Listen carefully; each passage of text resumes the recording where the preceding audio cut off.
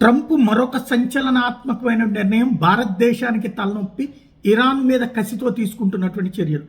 ఇప్పటికే రష్యాతో ఆయిల్ కొంటున్నందుకు 50% టారిఫ్లు వేశాడు మన మీద అనే కాదు, రష్యాతో ఆయిల్ కొనే దేశాల మీద. అయితే అలా కొంటున్నటువంటి చైనా మీద ఆంక్షలు లేవు, వెనక్కి తీసుకున్నాడు.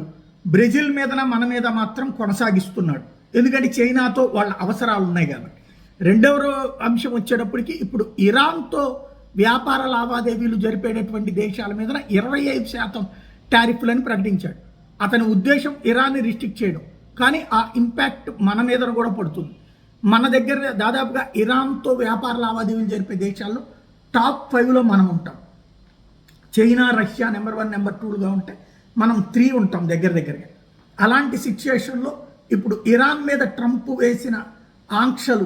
పెట్టిన ఆంక్షలు, దాని కారణంగా వేస్తున్న టారిఫ్ మనకి మరొక తలనొప్పి. ఇప్పుడున్న రష్యా దాని మీద 50కి ఇది ఒక 25, 75 తోడయ్యేటటువంటి పరిస్థితి.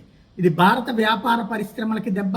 సేమ్ టైం అటు పక్కన ఇరాన్, రష్యాలు ఏమైనా నష్టపోతాయంటే వాళ్ళు ఇంకా కొత్తగా పోయే నష్టమేం లేదు. ఇది కీ పాయింట్.